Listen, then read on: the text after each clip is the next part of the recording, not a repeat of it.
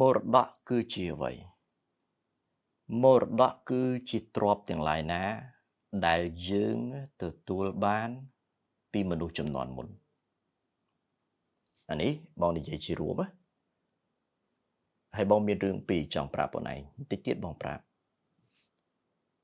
សុកយើងទទួលបានឧបមាបងឯងទទួលបានដីមួយដុំទំហំ10ហិកតាទទួលបានពីឪពុកម្ដាយជាមនុស្សជំនាន់មុនណាសុកប្អូនទទួលបានប៉ុន្តែដីមួយដុំហ្នឹងមិនមែនសុកឪពុកម្ដាយប្អូនទទួលបានទេភាគច្រើនណាវាកើតចេញពីការខិតខំប្រឹងប្រែងរបស់គាត់ប្រើពេលពេញមួយជីវិតឬស្ទើរពេញមួយជីវិតដើម្បីបង្កើតទ្រព្យម្ដុំហ្នឹងហើយក្នុងក្តីសង្ឃឹមថាកូនគាត់ចេះប្រើដើម្បីបន្តឲ្យវាប្រសើរជាងហ្នឹងហើយគាត់ផ្ដល់ឲ្យបងឯង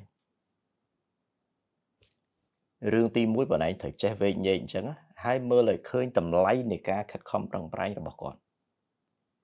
មើលឲ្យឃើញនេះបងលើកឧទាហរណ៍ដី10ហិកតាតែ1ហិកតាក៏ដោយកន្លះហិកតាក៏ដោយប៉ុណ្ណាក៏ដោយស្អីក៏ដោយដែលជាមរតកសូមមើលឲ្យឃើញការខិតខំប្រឹងប្រែងរបស់គាត់ហើយផ្ដល់តម្លៃឲ្យការខិតខំប្រឹងប្រែងពេញមួយជីវិតនឹងផងបងនិយាយអញ្ចឹងវាសិតតែមានរឿងប៉ុន្តែដែលឃើញមនុស្សមួយចំនួនដែលគាត់ឆ្លើយដាក់ម៉ែឪម៉ែឪខំប្រឹងហើយផ្ដល់ទ្រព្យឲ្យគាត់ហើយគាត់ឆ្លើយដាក់ម៉ែឪគាត់បង្ហិនអាទ្រព្យនឹងទៀតហើយអ្នកខ្លះរហូតដល់ឆ្លោះគ្នាហែកហួរដណ្ដើមទ្រព្យម្ដុំហើយអាសូរថាឪពុកម្ដាយនឹងស្លាប់ហើយបាត់ហើយយូរអត់ទេនៅចងងដេកស្រក់ទឹកភ្នែកសំទោសសម្រានស្រក់ទឹកភ្នែកអង្គុយស្រក់ទឹកភ្នែកឃើញកូនឆ្លោះគ្នាខំគ្នាដូចឆ្កែអត់គួរទេណាបងអត់គួរទេ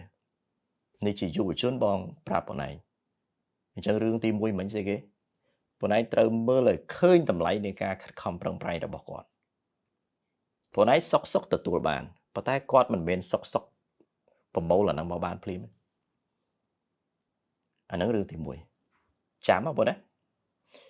រឿងទី2សំណួរសួរថាបងឯងចេះប្រើវាដើម្បីឲ្យរីកចម្រើនអត់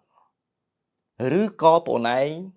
នឹងប្រើវាដើម្បីគ្រាន់តែចិញ្ចឹមកាពះបងឯងមកគ្រាបងឯងយកទៅពិចារណាមនុស្សមួយចំនួនទទួលបានមរតកអានេះបងនិយាយក្នុងលក្ខខណ្ឌមនុស្សទូទៅដែលមិនមែនជាកូនមហាសេដ្ឋីចាយពីជាតិមិនអស់មនុស្សមួយចំនួនទទួលមរតកគាត់ប្រើមរតកហ្នឹងដើម្បីគ្រាន់តែជាអាហារចិញ្ចឹមក្រពះរបស់គាត់បើក្នុងរូបភាពបែបហ្នឹងមរតកនឹងរលាយក្នុងរយៈពេលណាមួយវាបានតែមួយផ្លេតទេវាមិនខុសអីពីឧបមាមួយទៀតបងឲ្យស្រូវប្អូន1តោនស្រូវល្អបងឯងមានជម្រើស2ជម្រើសទី1បងឯងយកទៅកិនជាអង្ករហើយដាំបាយញ៉ាំ1តោនជម្រើសទី2បើប្អូនឆ្លាតបងឯងយកអា1តោនហ្នឹងដែលជាជម្រើសទី2ហ្នឹងយកទៅធ្វើជាស្រូវពូជហើយបងឯងយកទៅដាំដុះបងឯងនឹងបាន100តោន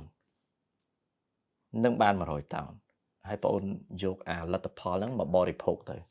បែបហ្នឹងបងឯងបរិភោគមិនចេះអស់អាហ្នឹងឆ្លាតសរុបមកវិញចំណុចទី2នេះបងចង់និយាយចេះបងឯងត្រូវចេះប្រើមរតកដែលប្អូនទទួលបានដែលជាទ្រព្យកើតចេញពីការខិតខំប្រឹងប្រែងរបស់មនុស្សជំនាន់មុនហ្នឹងឲ្យល្អបំផុតដើម្បីបង្កើតលទ្ធផលបន្ថែមទៀតប្រើវាជាទុនប្រើមរតកជាទុនបងលើកទឹកចិត្តអញ្ចឹងណា កុំប្រើមរតកដើម្បីគ្រាន់តែចិញ្ចឹមកាពះពីព្រោះអានេះបងនិយាយអស់កំខឹងនេះយើងកំពុងថតអ្នកមើលកំខឹងមនុស្សខ្លះខ្ជិលលក់ទ្រព្យចាយហ្មងលក់ទ្រព្យចាយអាហ្នឹងស្មើនឹងប្រើមរតកហ្នឹងដែលជាទ្រព្យមរតកបន្សល់ពីឪពុកម្ដាយហ្នឹងយកមកញ៉ាំយកមកស៊ីវាអាក្រក់ស្ដាប់បន្តិចបងអត់លើកទឹកចិត្តអញ្ចឹងទេណាហើយពីបងទៅវិញអត់ចូលចិត្តហ្មងមានកើតមកមានខួរក្បាលមានដៃជើងបើថាគ្រាន់តែកាពះខ្លួនឯងចិញ្ចឹមរស់ទេបើបងវិញបងស្លាប់ខ្លួនហ្មងបើគ្រាន់តែមានអ្នកឧទាហរណ៍ដូចប៉ុណ្ណេះឃើញបងអញ្ចឹងមុខបងប៉ុណ្ណឹងមានក្បាលមានដៃមានជើងនិយាយគ្នាបានអញ្ចឹងបើគ្រាន់តែកាពះខ្លួនឯង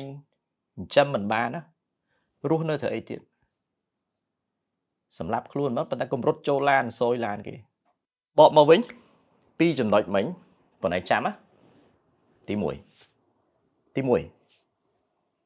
មើលឃើញការខិតខំប្រឹងប្រែងរបស់ឪពុកម្ដាយអូខេទី2ចូលចេះប្រើវាជាទុនហើយជិះឲ្យផុត